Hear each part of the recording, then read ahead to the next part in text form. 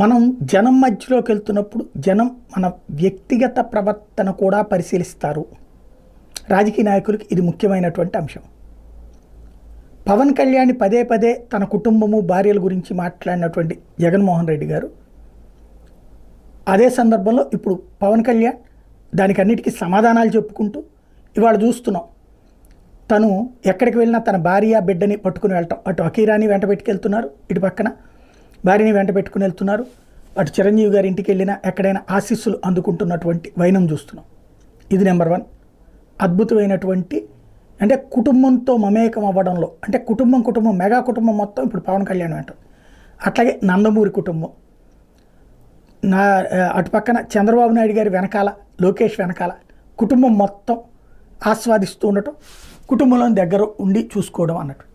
ఇప్పుడు అదే అంటే అటు పక్కన